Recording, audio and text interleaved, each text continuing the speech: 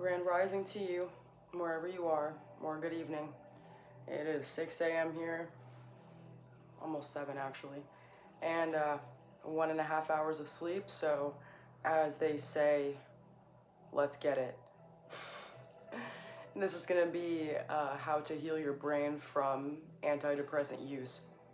I was on Prozac for 2.5 years, almost 3, just about 2 months shy of 3 years, and they took a toll, but bounced back.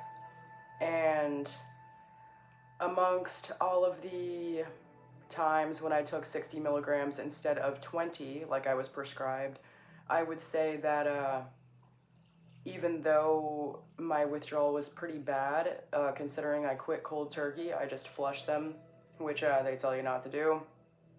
I luckily didn't get brain zaps, and I would say that the worst thing that happened was crying spells, which I feel are pretty much unavoidable, unfortunately. A lot of paranoia and a lot of social anxiety. So, worse than it ever had been in my entire life. So, I compiled a list of all of the things that have helped me over the past few years, and I'm going to be categorizing them into vitamins and supplements, herbs, and how to improve your gut biome, because antidepressants, regardless of what kind you took, they destroy your gut biome, they destroy your dopamine synthesis. So I'm going to be emphasizing those two things in these supplements, as well as, of course, support for serotonin production and improving your diet. Starting with vitamins and supplements. Methylated B complex. B complex helps with the myelin of your cells, and it is essential in repairing your DNA. These medications are designed to destroy your body. That is a very, it sounds humorous, but it's honestly true. This isn't limited to antidepressants by any means, but these medications are filled with neurotoxins and toxins in general, so they do damage your DNA.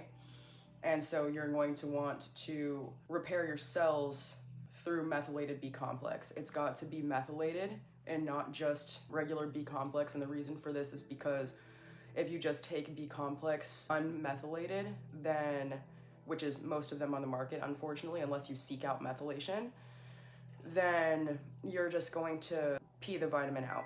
And you're gonna see that if it causes your pee to be bright yellow. But you'll notice with methylated B complex that does not happen, because your body is actually absorbing the vitamin. I've been taking B complex my entire life, basically, well, almost since I was, I wanna say 13, but I noticed a major difference when I started taking the methylated kind, and it's very affordable on Amazon. All of these are affordable.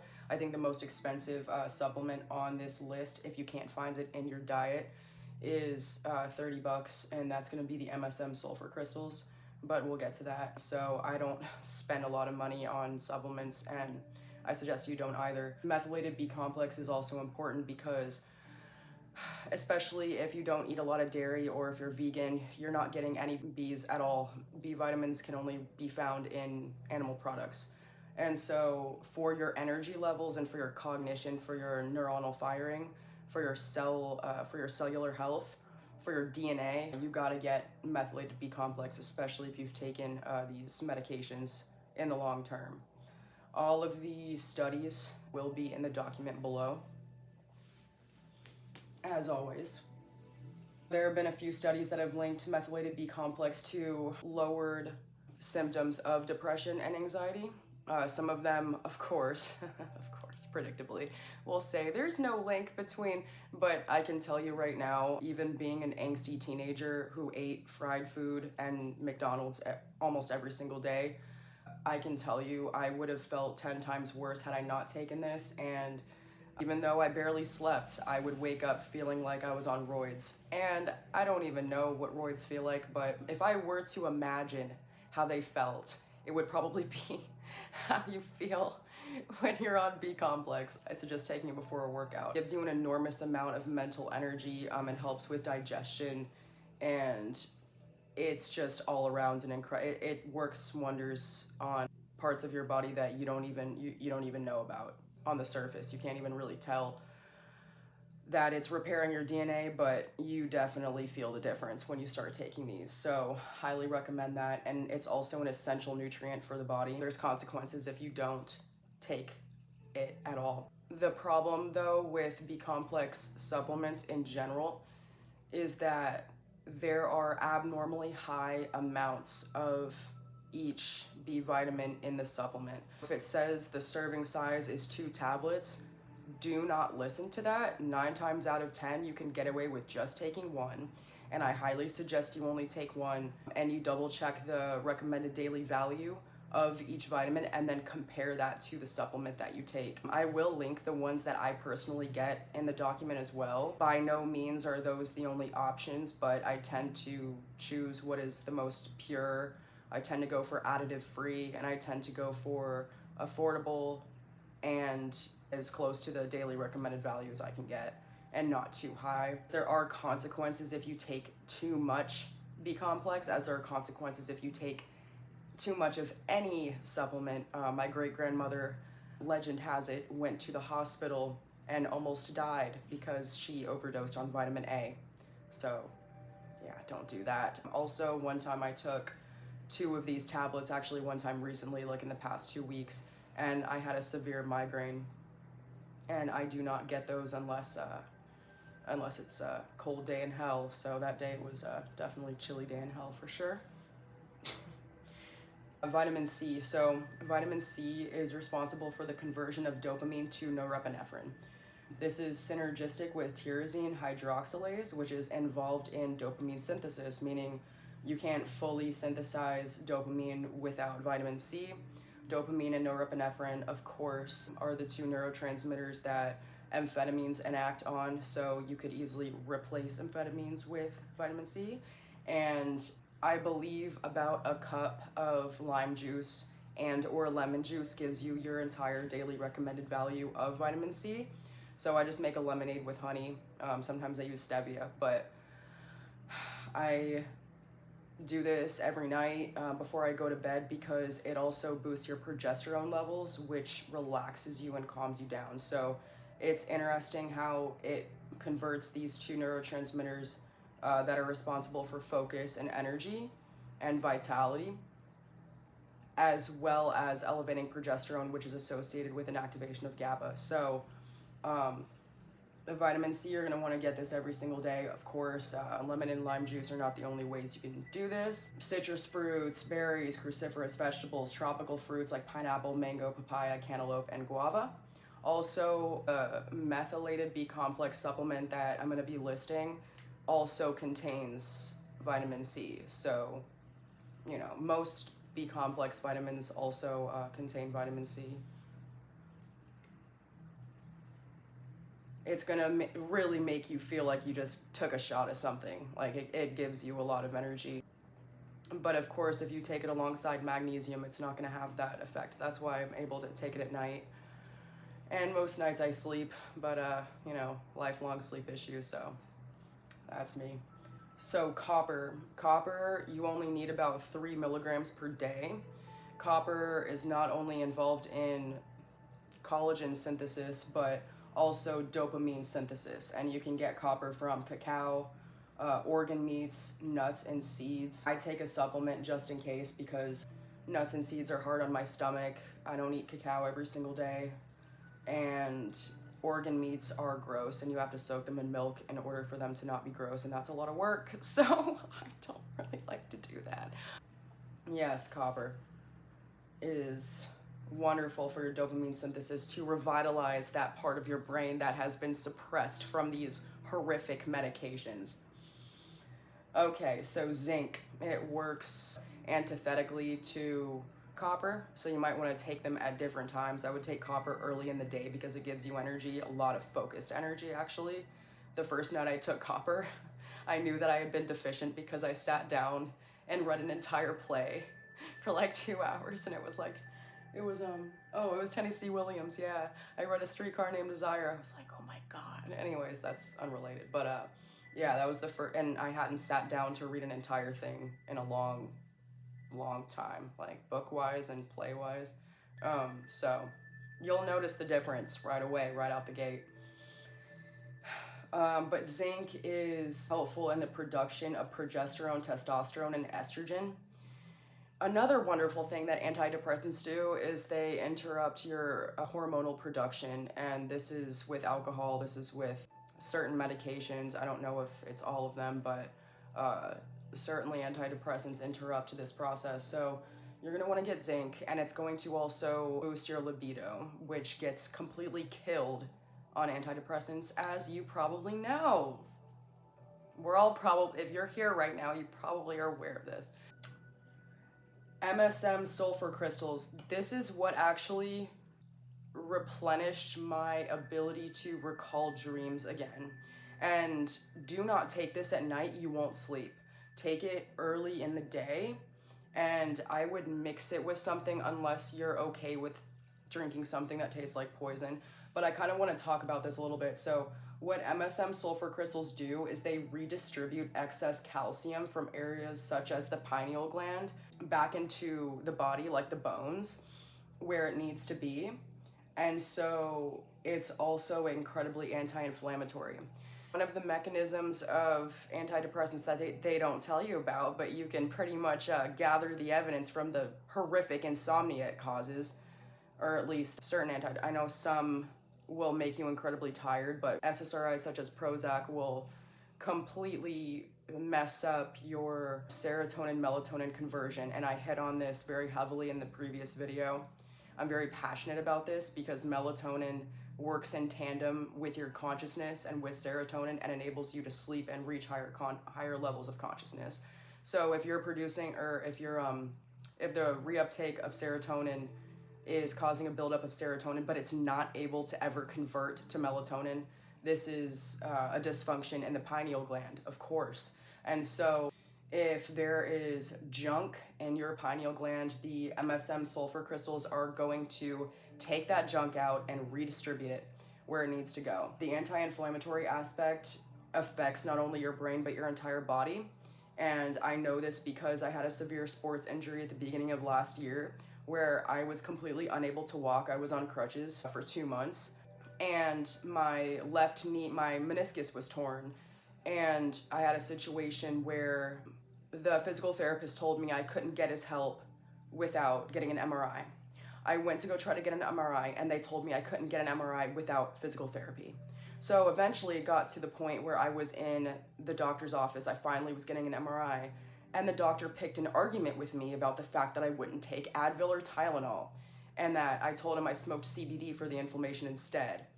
And he was being extremely condescending to me. I got up, I said, "Fuck you," and I left, and I was just crying because I didn't know what the hell to do. I told him I couldn't walk. Nobody seemed to care. Nobody really seemed to take it seriously. So I don't know how I found out about this, but I read tons of studies about how anti-inflammatory it is and all of these beautiful health benefits that I'll link the video. Actually, let me make a note of that, because there is a long video that I found that details all of the benefits: hair, skin, and nails, and also, you know, the anti-inflammation within the tendons, the joints, the muscles.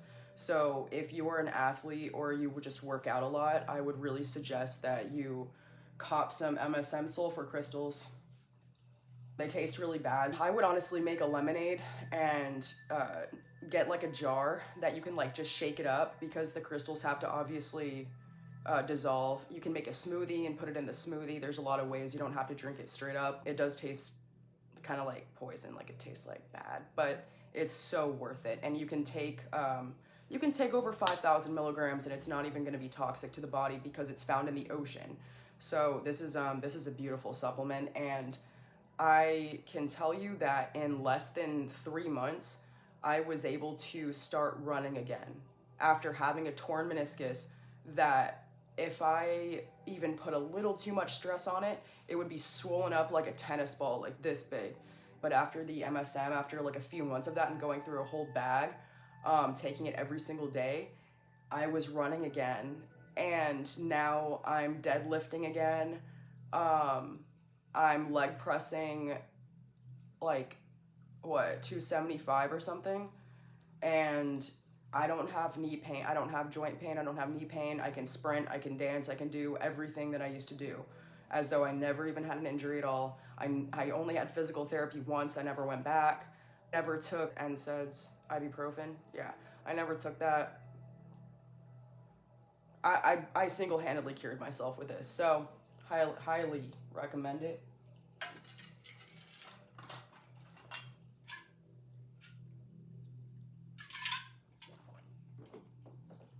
Okay. This is one I found out about recently. It is called boron. So our soil, back in the day before Bill Gates destroyed the world, there was boron in the soil. And what boron does is it not only kills candida in the gut, which builds up from just eating sugar, eating a lot of food at once. It's inevitable. I mean, I'm sure we all have candida. It's not really a big deal, but it can cause brain fog. It can cause weight gain. It can cause bloating. It can slow down your digestion, and you won't even really know that it's there, because those are really the only symptoms, and people can chalk those up to anything else. Boron is a beautiful thing because when you start taking it, your neuronal activity in your brain actually starts to fire much quicker. Your cognition improves, your memory improves. The studies I'm going to list will detail how you could be eating a very healthy diet, but if you're boron deficient, like most of us are in the Western world, because our soil is filled with heavy metals rather than boron and other nutrients, your brain will be comparable to someone who is undergoing malnutrition. So once you actually start to ingest boron, then your neuronal activity starts to fire properly. And there's also a link to arthritis with boron deficiency. In areas like the United States and Canada, where we're not getting any boron, there's over twice as many cases of arthritis as areas of the world where they are getting boron, where arthritis is less than 10% of the population. In the United States, it's about 20% of the population that has arthritis. So it's amazing for the joints, and anything that's amazing for the joints and muscles is going to be amazing for the brain. So for your gut health, for your brain health, and overall state of consciousness and state of being, just trust me, I only started taking this a week ago, and I swear to you, I was deadlifting, and before I could only do 3 reps at a time. I was doing 10 at the weight I was at, multiple sets, like over 6 sets, and I was just going crazy. And I mean, I feel great. I want to smoke a lot less. I crave it a lot less, so highly recommend boron. Pregnenolone.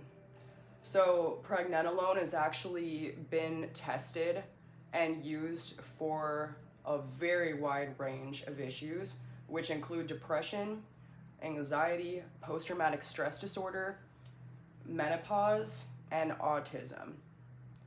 And so the anti-inflammatory properties of pregnenolone are insane. And so this is the precursor to all of your hormones: progesterone, testosterone, and estrogen. And it lowers cortisol levels, which is the stress hormone. This is an incredible supplement, and they've also done studies on people with alcohol use disorder, and they supplemented with 500 milligrams or so, and these people actually notice their cravings diminish significantly. So, my legal disclaimer is that I'm not a doctor. I am not responsible for any adverse effects, but I am just letting you know what is in the literature.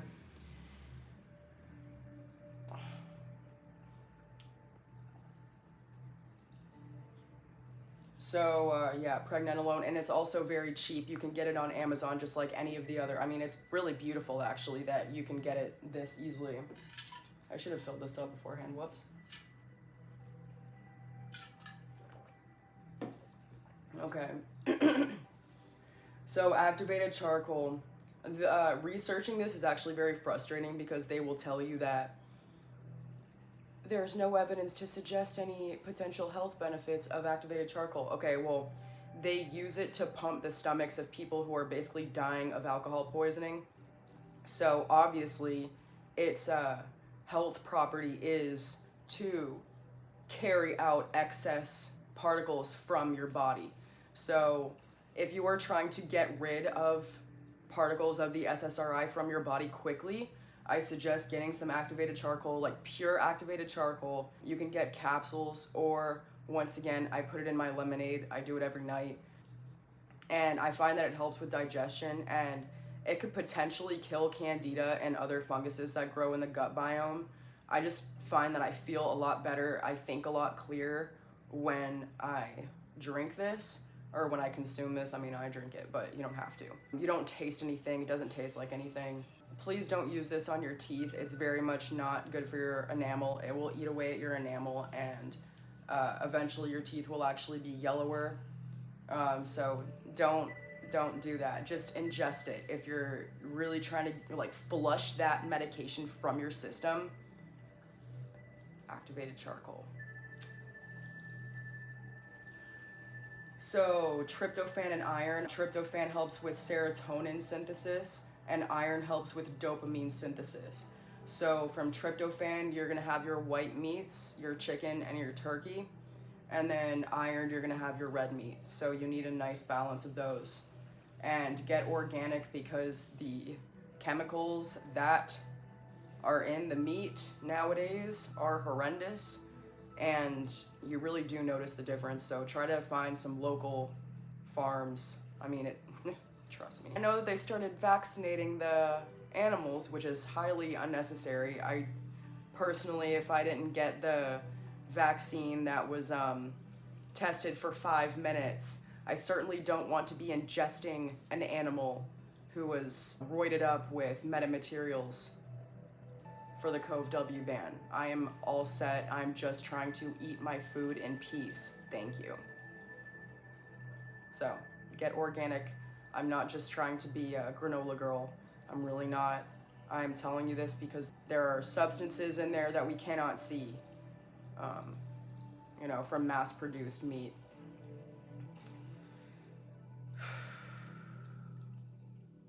Okay, now we're gonna move on to the herbs. St. John's wort was my holy grail avoiding insanity after I quit this medication.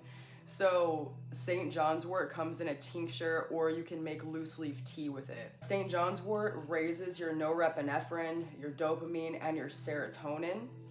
So basically it activates your monoamine oxidation. This is a beautiful supplement because it does everything you need it to do, okay? You can actually take it before bed, and since it raises serotonin, that serotonin is just gonna convert right to melatonin and give you everything you need.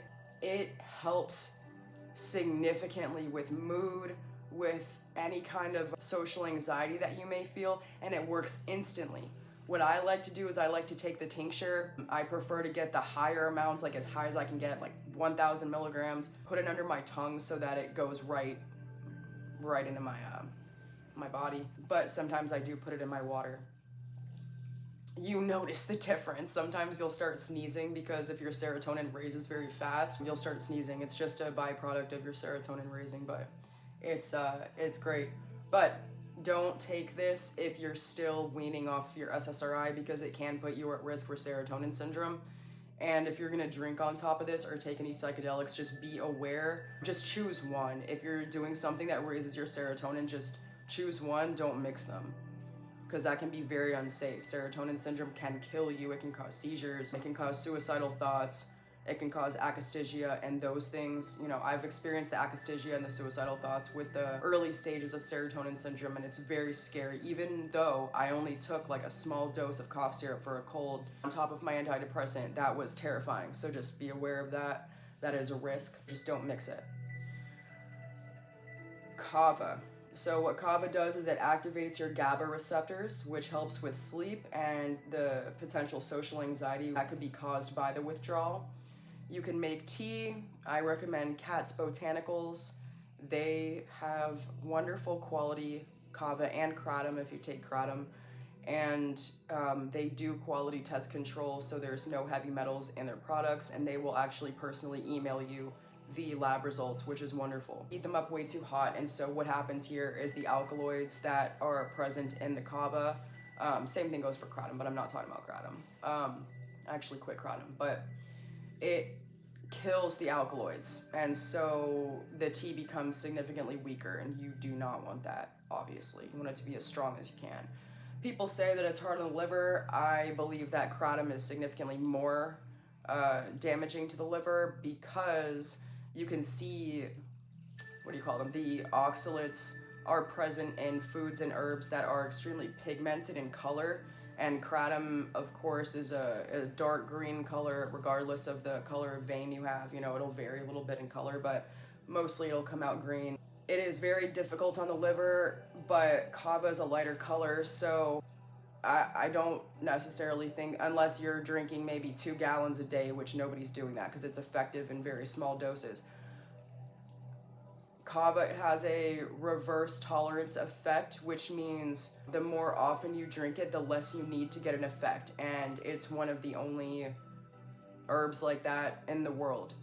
I don't know of any other ones. I'm sure they exist, but kava is wonderful because of that. It's used for withdrawal, maybe not professionally, although it should be used professionally, but it's helped a lot of people, including myself, you know, stay off these substances, not only antidepressants. But I digress. And you're gonna want to activate those GABA receptors through magnesium as well. I actually have to add that to the list. I can't believe I forgot that. Magnesium L-threonate. Okay. So magnesium L-threonate crosses the blood-brain barrier. It activates your GABA receptors and it enhances your cognition, your focus, and your digestion. And these are 3 things that get completely damaged when you're on antidepressants. The nervousness and the anxiety that you feel on antidepressants is due to some sort of malfunction with the GABA receptor. I don't know what the hell it does. Just like how it turns off the dopamine synthesis, it probably does the same to GABA, because my anxiety was so bad I was prescribed Xanax at the same time, and then Xanax made my anxiety worse too. I mean, the second that it wore off, I actually felt like I was dying, and I never felt like that before, not even when I had panic attacks, and I'd had a lot of them throughout my life, but never felt like I was dying until I experienced Xanax. So that drug is bullshit too. Don't take Xanax, please. If you know it's good for you, just don't fucking take Xanax. This is wonderful for sleep. It's wonderful for the insomnia that you probably experienced on the SSRI, and highly, highly recommend magnesium L-threonate. So, for your gut biome. So we're going to talk about what is good for your gut biome, which we've already mentioned a few things, but then I'm going to mention a few foods to cut out completely. And I'm a very 0 or 100 person. I don't believe that you can expect to feel better unless if you identify a food that, you know, you take it away and then you notice positive changes, why would you ever add it back? That's the way that I think about it. So if I find that a food is negatively impacting me, I never eat it again. That's just the type of person I am. I don't care how much I liked it. That's just a little food for thought for you, no pun intended. Like, if you don't want to cut out the food because you really like it, just, I guess, weigh out the pros and cons, but, you know, just think about reducing it, if anything. But don't complain when, you know, symptoms arise, and then, yeah. So, for your gut biome, you're going to want whole food sources of fiber, and the reason why I said whole food sources and low oxalate. So I read somewhere on a thread that somebody said that they took psyllium husks, like in capsules, to get their fiber for the day, but apparently that can cause liver damage. So don't do that. Don't take capsules of psyllium husks. Like, psyllium husks can be good for baking. Don't do that. Get them through light colored beans. And the reason why is because things like black beans, they're high in oxalates, and oxalates are indigestible to the body, and they're highly inflammatory. So they're gonna upset your stomach like crazy and make you feel so terrible, like really bad. You're not gonna feel like you're eating healthy at all. Be careful with that. I know a lot of people like them, but I mean, all beans taste the same, so it's not like you're gonna be trading taste or anything. But Great Northern beans are my favorite. Lima beans are another option. Garbanzo beans are another option. But stick to the light colored beans. They digest much easier. And so fiber is gonna eliminate excess estrogen from the body. It's going to pull out excess toxic bile from your liver that builds up when you eat meat and cheese. And that doesn't mean that meat and cheese is toxic, okay? Meat and cheese contain nutrients that are easily absorbed by the human body. We are built to eat meat and cheese. You also need fiber, and you need sugar, not just any sugar, because they're all digested differently, as we know. But your gut needs those two things to give the bacteria something to eat on, but also to pull the excess bile out of your liver so that you won't get non-alcoholic fatty liver disease. Okay, so antidepressants destroy your gut biome, so you're going to want to get these whole food sources of fiber. Complex carbohydrates, potatoes, oats, like oatmeal. Those are my favorite ones. Complex carbohydrates, once again, are going to aid whatever the fibrous food that you eat, pull all of the toxic bile out of your liver so that you can digest it and pass it out of your body. Take care of your liver. I can't remember the religion. There's a religion, like an ancient religion. I want to say it's from China. Don't quote me on that, but they believe that the liver is the emotional center of the body, which I find very interesting, especially because the US promotes, it does everything it can to promote alcohol more than anything else in this life. Like, more than anything else. It's like alcohol is like the center of fucking everything. It's very sad, actually. And then deems everything else toxic. Like plants that grow from the ground. Different topic for a different day.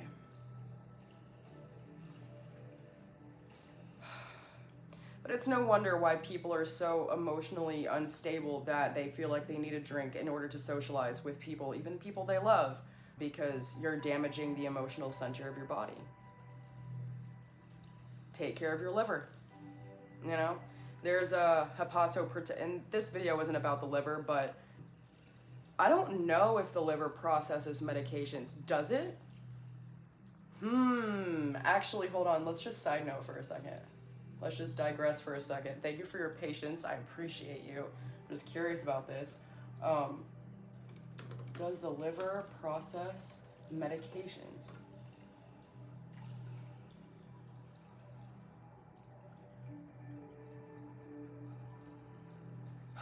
Yeah. The liver does play a role in processing medications. It acts as the primary site for drug metabolism, breaking down and modifying drugs to make them easier for the body to use or excrete. This process is essential for both activating and inactivating drugs, and it can also convert them into forms that can be eliminated from the body. Well, there you go. Wow. There you go. So yeah, so I'm also going to mention cat's claw here. So cat's claw is something I started using last year, and it has hepatoprotective properties, which means it protects the liver from damage. So does milk thistle. Oh, I forgot quite a few things here, but I remember them. That's all that matters. Cat's claw has also been linked to anti-cancer properties, specifically anti-brain cancer properties. Cat's claw is a powerful herb and more people should talk about it, but doctors don't care about herbs because they don't get a commission off of them. Moving on. Gut biome. All right, earth-derived sources of sugar. Fruit, not in excess. Don't do the 10 bananas a day BS. We all know about that. Very sad that people got diabetes from doing that. I mean, shame on her, honestly. 10 points if you know who I'm talking about. I'm not going to mention her name because I don't want a lawsuit. Not that she's going to see this. But anyways, honey. Honey's one of my favorite earth-derived sources of sugar. Obviously, anything in excess is going to cause... But you're not really going to gain weight from that unless you're in a caloric surplus. So just don't worry about that. Don't worry about, oh, I put some honey in my coffee, I'm going to gain weight. No, you're not. Just don't worry about it. The reason why is because the bacteria in your gut needs sugar to eat. And if it doesn't have any sugar to eat, it's just going to sit there. It's just going to sit there and it's going to grow. Now, obviously, excess sugar can cause candida and it can cause like H. pylori, but that's what the vitamin C is for. That's what the boron is for. But you do need sugar in your diet, actually. And sugar is actually a good thing to have in your diet. And you might actually see an improved digestion and maybe even some weight loss when you add the complex carbohydrates, the fiber, and the healthy sugar into your diet. If you've been going low carb or like getting rid of carbs completely or getting rid of sugar completely, don't do that. That's a lie. Just don't do it because this is a problem. And I do believe that the industry, like the pharmaceutical industry, incites these strange trends to cause health problems on a grand scale. That way we have like entire generations of people who have liver damage because they go carnivore or they go keto, and then they're like, oh wow, 5 years later, I can't digest my food. I feel like I have a rock in my stomach. My liver's failing. I went to my doctor and now my liver's failing. I'm not an alcoholic. What's going on? It's because you didn't have any fiber, any carbs, any sugar to pull that toxic bile out of your liver or to pull that excess particles of medication out of your liver. So, very important. I already said the organic meat, dairy, fruits, and vegetables. There are significant amounts of pesticides that have been linked to ADHD and autism in the fruits and vegetables that are not organic. And also the problem is that you see, this makes me so angry. Like, I hardly ever buy fruit because of this, even though I love strawberries so much. I'll buy them like frozen, but I don't buy companies like Dole because, okay, first of all, Dole is mass produced. It's like, when I see Dole, I think of Bill Gates. Like, you see it at Walmart, these mass-produced stores. It's obviously not local. And then you see Dole organic. I've recently started seeing that. If it's from Dole, it's not going to be fucking organic. Like, you got me so fucked up. So first of all, a strawberry that's organic is not going to be this big, all right? That's not a fucking strawberry. A blueberry that is organic is not going to be this big, all right? No. Organic fruits are smaller because they're supposed to be. They're not supposed to be these weird... No, it's just disgusting. I hate... So just because the label says it's organic, it sucks. I know it sucks. It sucks. It sucks. And I'm not saying never eat them if it's convenient for you. Honey might be a better option, but also eat what you want, but also don't do it in excess because pesticides are toxic. I'll still buy them if I'm making a dessert or something, and it's just kind of a one-time, once-in-a-blue moon thing, but if you're going to be putting something into your body regularly, just try to do as much organic as you can. Raw dairy is going to actually put that bacteria into your gut that you need, and pasteurized dairy has none of that. It's, imagine what would happen if you disinfected your mouth. Mouthwash is actually very terrible for your mouth because there's bacteria that actually eats, there's good bacteria that eats the bad bacteria, right? And then you can regulate your breath, and the problem with this mouthwash, disinfecting everything situation is that, this connects, I promise, is that when the good bacteria is gone, the bad bacteria grows back very fast, and your breath will actually smell worse. So with dairy, it lacks all the good bacteria. It's disinfected dairy basically. So you're getting all of the calories and all of the fat from the dairy, and all the toxic bile that's building up in your liver, and none of the good bacteria, none of the benefits that you're actually supposed to get from the dairy. And I would venture to say that the B vitamin content in dairy has actually diminished a lot since the pasteurization process. Now, you do have to be careful with that because you can get parasites from raw dairy. And I'm actually going to link these anti-parasite capsules that I get that are only $10, and I'm pretty sure shipping is free. So,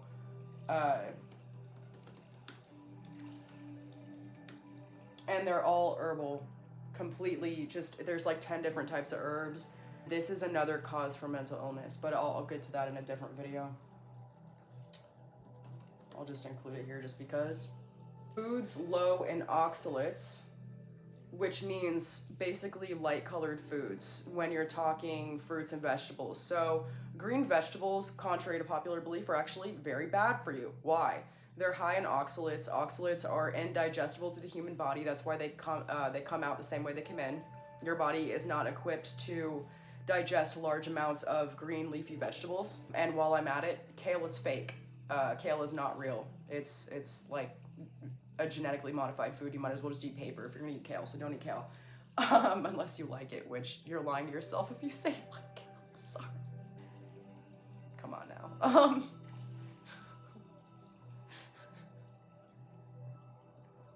Anyways, and so what this does is it elicits an inflammatory response from the body.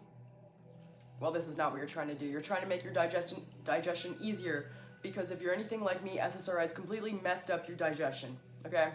You're gonna want foods that are low in omega-6 fats. You only need about 12 milligrams of omega-6s, if that, and peanut butter has about 4,000 milligrams of omega-6 in like 1 tablespoon, so like very highly inflammatory, nothing good about it really. And you can get that from like an evening primrose oil supplement. You can also get those from, I think olive oil only has omega-3s. I don't know if it even has omega-6, because it's very anti-inflammatory, but low amounts of omega-6, let's just say that. It's very inflammatory. That's what you find in like these rancid vegetable oils that restaurants cook with. So you're gonna wanna get as little restaurant food as possible. And I know people say that they don't have time to cook if you work full time. Well, even when I was working 55 hours, I still made time to cook, because if you care about your health, you're gonna make time for it. I mean, if you have time to like watch movies and watch Netflix and do whatever else you do, you know, watch whatever else you do, you have time to cook dinner. So it's just, if you don't want to, you're gonna always say you don't have time. Make excuses. So now we're gonna get on to what you should cut out.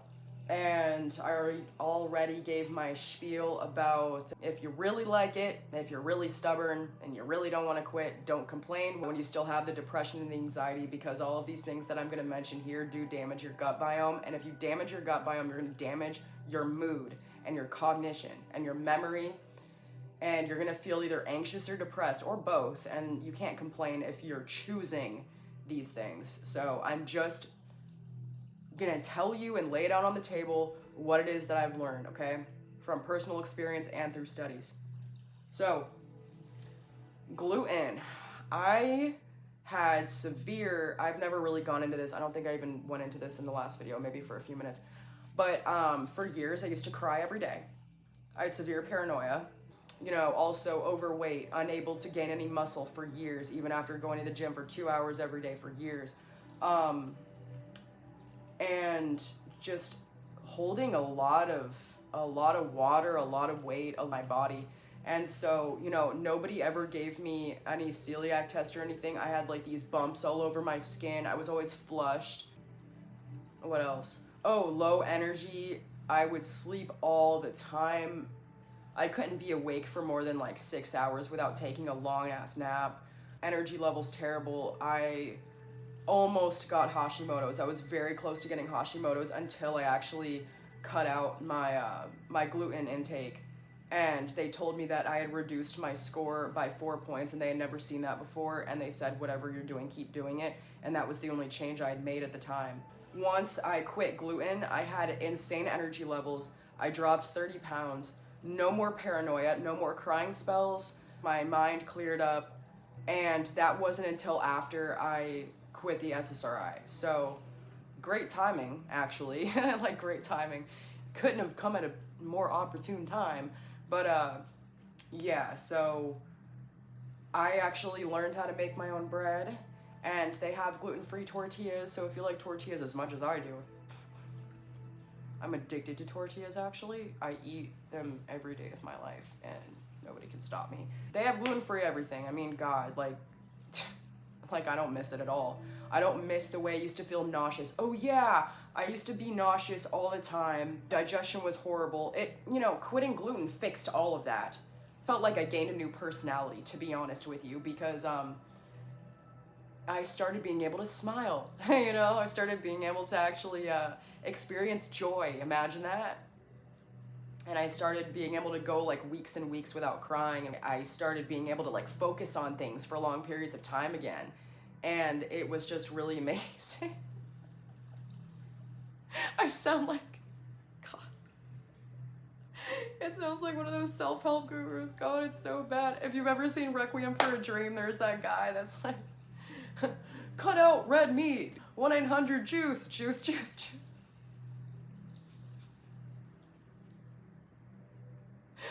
Yeah, that's going to sound like right now, but I'm trying to tell you the truth, and that's the truth, so I'm not exaggerating. Like, everything got better once I quit gluten. What gluten actually does is it activates your opioid receptors in your brain, which slows down your activity, not only causes the brain fog, but it dumbs down the brain. It has a dumbing down effect. So if you've noticed, when you eat gluten, it's very difficult to stop. That's not because it's like objectively tasty. Once you quit and you smell it, it actually smells really disgusting. Like, I hate the smell of bread, actually. And I can't even fathom why people eat toast in the morning. Like, I couldn't imagine that. But anyway, no judgment if you do that. I sound so insulting with like no effort, but there's people who are worse than me, so it's fine. Oh God, it's too early for this. Yeah, so it stimulates your appetite, and it makes it very difficult for you to stop eating. So this damages your gut biome as well. It heightens your prolactin, and heightened prolactin is linked with depression. Yeah, pretty bad. Artificial sugar, highly inflammatory. It's gonna destroy your gut biome just like alcohol does. Sugar and alcohol both make it a beautiful breeding ground for parasites to live. There's a misconception that's like circulating social media that vodka kills parasites. That's not true. It is a lie, okay? Alcohol is basically the best thing you can do if you want your parasites to live in your body. And parasites cause mental illness. People with parasites or parasitic infections are more likely to experience psychiatric symptoms of mental illness, whether it's bipolar, depression, anxiety, etc., than people without parasitic infection. So I actually think that most, if not damn near all people who experience severe mental health symptoms, it's usually because of a food allergy or parasitic infection or both. So that brings me to seafood. You're gonna wanna cut out seafood. And the reason why, there's a few reasons. Number one, even if you get gourmet seafood, okay? I'm like leaning in, I'm sorry, that's kind of weird. So even if you get gourmet seafood, you will run the risk of eventually getting a tapeworm or other kind of parasite in your body. So this is a problem because not only do parasites eat the nutrients that you are consuming, making it impossible for you to absorb them yourself, but they can also make their way up to your brain, and you can fill in the blanks there. So yeah, they can cause encephalitis. So yeah, encephalitis can be caused by parasitic infections. People do not talk about this. And it's very sad that when you buy raw dairy, the government mandates that you have to sign a waiver saying that you're aware of the risks involved with consuming raw dairy. Dun dun dun. And then when you eat seafood, when you eat raw fish, are you signing a waiver at a sushi restaurant?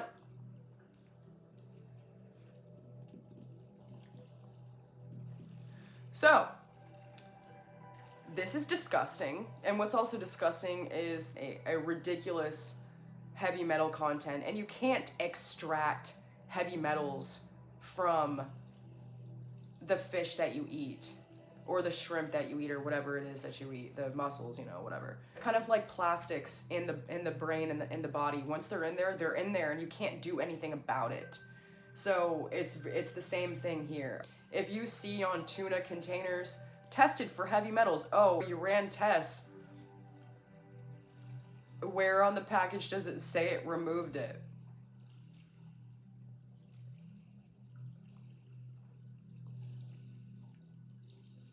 They didn't, because they can't. Heavy metal toxicity is also linked to mental health issues.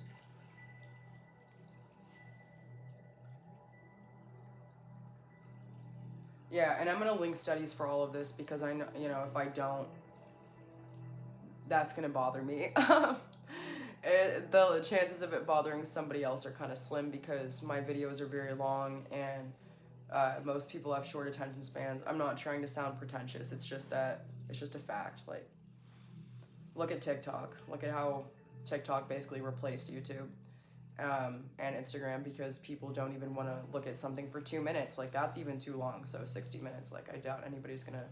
But if you do make it this far, I appreciate you, and I hope you are learning something. We got a few more things to mention here. Soy. Okay, there are many deceptive studies involved with soy. Those must be very excessively wealthy corporations that produce that nasty shit that is a waste of time. I used to be vegan, okay? So, you know, for 3 years, I'm not just like insulting a group of people. I'm saying veganism is a bad idea, okay? And I'm saying that soy is a bad idea. What soy does is it is a phytoestrogen, and yes, phytoestrogens do affect the human body, okay? Can we stop pretending that phytoestrogens don't have an impact on the human body? Oh, yeah, it's a phytoestrogen, but it's not going to impact you. It's not going to cause you gynecomastia. How do I put this?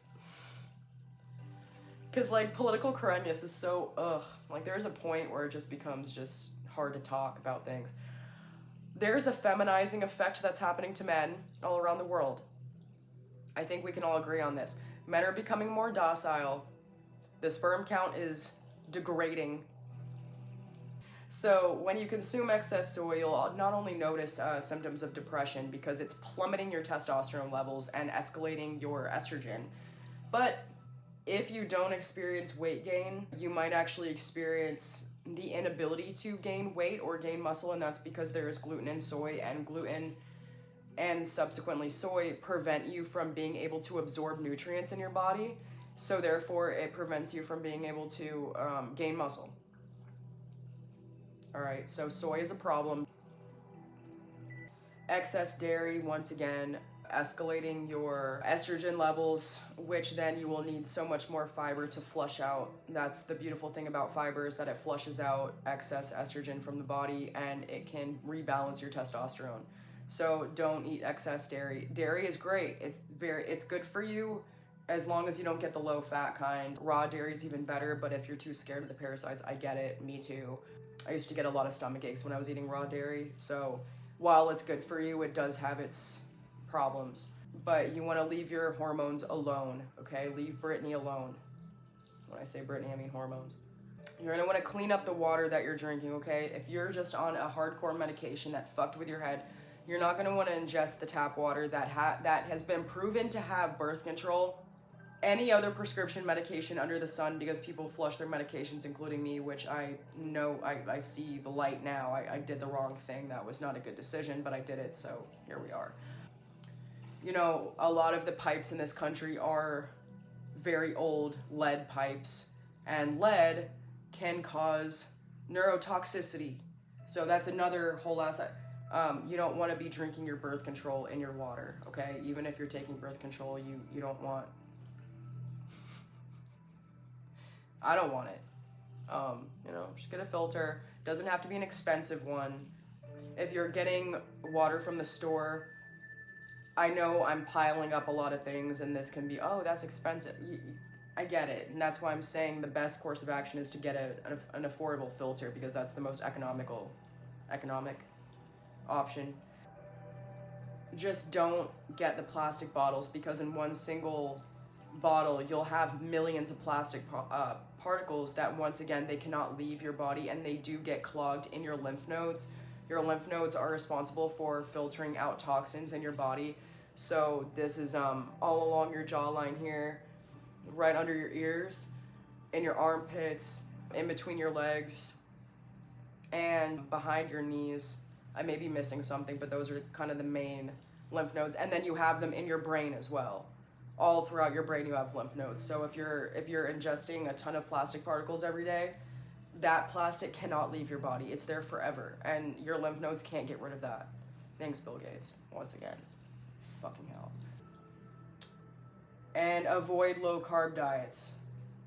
And I've explained that already. We don't need to go back to that.